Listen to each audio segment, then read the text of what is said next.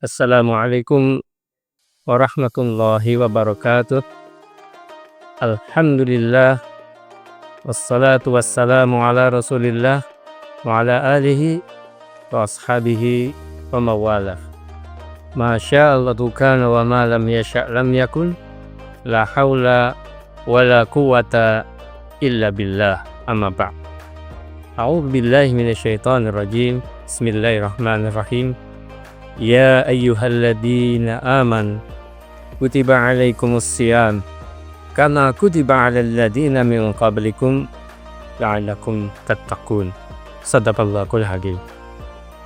Saudara-saudaraku yang dimuliakan Allah, alhamdulillah kita dapat berjumpa lagi dengan bulan yang mulia, bulan suci Ramadan. Bulan yang diturunkan Al-Qur'an yang mulia. Bulan ketika kita menjalankan ibadah puasa yang mulia. Dan itu semua akan mengantarkan kita kepada jenjang manusia yang mulia, yaitu manusia yang bertakwa. La'allakum tattaqun. Bulan Ramadan kehadirannya selalu kita nanti. Tapi kenyataannya kadang kita menjalaninya dengan rutin karena sudah berjalan setiap puasa. Puasa hanya menahan lapar. Ya memang puasa menahan lapar. Puasa hanya menahan haus. Ya memang puasa itu menahan haus dari minum.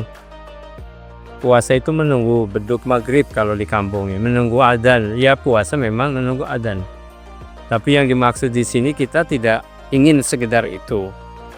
Kita ingin ada peningkatan pada Ramadan ini, bukan sekedar menahan perut kosong, bukan sekedar menahan tenggorokan dari air, bukan sekedar rutinitas, tapi kita ingin Ramadan tahun ini meningkat menjadi bulan untuk mengisi jiwa. Justru pada bulan inilah jiwa yang sedang lapar, yang sedang haus, kita isi dengan amalan-amalan yang menjadikannya menjadi segar kembali jiwa kita. Sama seperti kita nih fisik. Kalau fisik kita, katakanlah tidak makan, tidak minum, mungkin tidak menyantap makanan-makanan yang bergizi, kan beda, kita mungkin jadi lemes. Tanaman, kalau kita misalnya punya tanaman pada musim kemarau, musim kering, tanpa kita siram, tanpa kita rawat, lama-lama tanaman itu menguning, layu, kemudian mati. Nah, jiwa kita juga sama. Jiwa kita itu harus disiram, harus diisi, harus dipelihara, harus dijaga. Disiramnya dengan apa? Disiramnya dengan zikrullah. Dengan apa lagi? Dengan qiraatul Quran. Dengan apa lagi? Dengan ibadah. Dengan apa lagi? Nah, satu di antara yang pokok adalah dengan menjalankan ibadah puasa Ramadan. Jadi puasa Ramadan itu secara fisik memang menahan lapar dan haus, tetapi secara maknawi justru dia sedang mengisi, memberikan konsumsi terbaik buat jiwa kita yang lalai dalam 11 bulan yang lalu. Jadi maka dari itu di dalam surah Al-Baqarah ayat 183 yang tadi di mukadimah kita bacakan, la'allakum tattaqun. Jadi puasa itu bukan untuk lapar, puasa itu bukan untuk haus, puasa itu untuk takwa, untuk meraih gelar takwa. Karena derajat kita manusia di sisi Allah itu bukan karena pangkat, jabatan, harta, kedudukan, apapun yang kita miliki bukan, tetapi semata-mata karena takwanya kepada Allah Subhanahu wa Ta'ala. Karena itulah as-shaimin as-shaimat, mari coba kita renungan kembali apa yang akan bisa kita tingkatkan pada bulan Ramadan ini. Apa yang bisa kita hadirkan. Kalau kita setback ke belakang 11 bulan yang lalu katakanlah ya, karena ini kan 1 tahun dari Ramadan tahun yang lalu, coba kita renungkan. Mungkin, bukan hanya mungkin, pasti dalam setahun 11 bulan yang lalu banyak, kalau istilah komputer itu kadang hang, error, karena banyak hambatan-hambatan, banyak kemaksiatan, banyak dosa, banyak pelanggaran, keilakan. Kesalahan yang kita lakukan baik kepada Allah maupun kepada sesama manusia. Kita sering scroll, saya katakanlah scroll media itu udah berjam-jam, Lalu berapa jam scroll kita membuka pusat Al-Quran, kita melihat media sosial, nonton sebuah pertandingan. Kita kan semua senang dengan sepak bola misalnya. Kita kadang-kadang perlu waktu 1 jam lebih untuk menonton sebuah pertandingan. Klub yang kita senangi, rasanya nggak lelah ya. Kenapa kita kalau melaksanakan katakanlah sholat, imamnya baru membaca sepanjang dikit aja, membaca surat Al-Buruz, apalagi An-Nabah, Ar-Rahman, kita kok merasa jenuh ya. Jadi merasa lelah. Kenapa? Karena ada yang sakit dalam jiwa kita. Karena jiwa orang beriman itu senang dengan Al-Quran. Jiwa orang beriman itu senang dengan ayat-ayat Allah. Ketika ayat-ayat Allah dibacakan, ketika Al-Quran itu disenandungkan, hati orang beriman itu akan merasa senang, dan karena itu siraman bagi jiwanya tadi.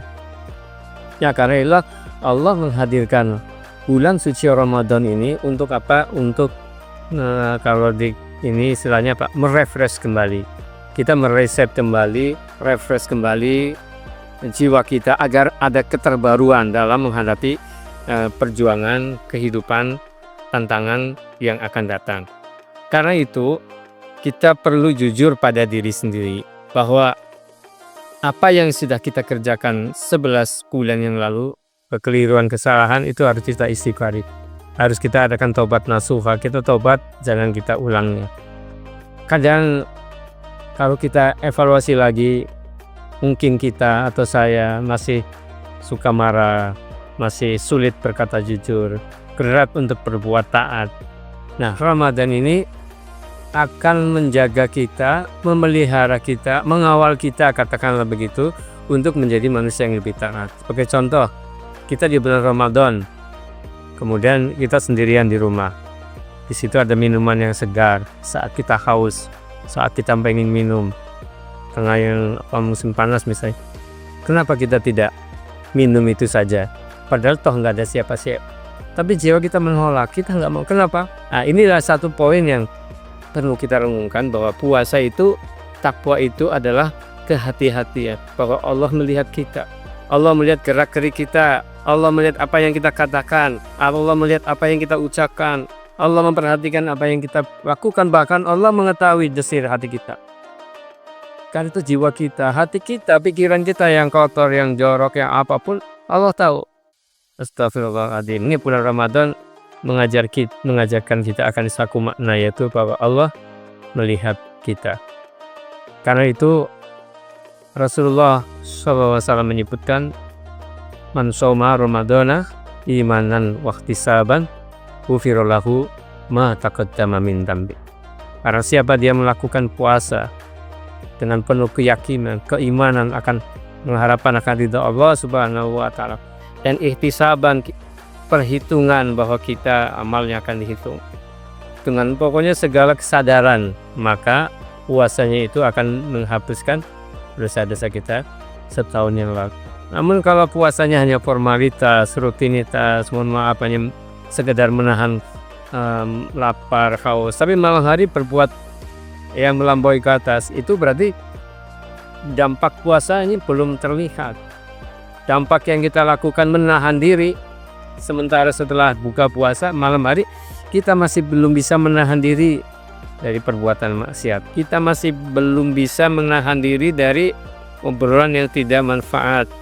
Kita tidak bisa menahan diri dari ucapan-ucapan yang menyinggung, gosip, menggunjing, dan sebagainya. Ini maknanya adalah bahwa puasa yang kita kerjakan belum ada ruh, belum ada jiwa, belum kita jiwai. Nah, karena itu bulan puasa Ramadan itu di awal tadi kita sampaikan, itu kita bukan hanya menahan lapar dan dahaga, justru kita sedang mengisi jiwa.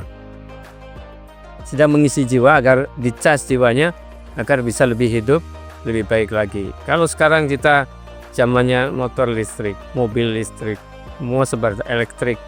Ketika baterainya akan habis, dia memberi isyarat akan habis, lalu segera dicas supaya bisa jalan lagi. Tapi kalau sudah menjerit, sudah menyampaikan alarm, terus tidak kita isi, ya pasti akan mogok, tidak bisa jalan, bahkan mungkin akan rusak ke depannya.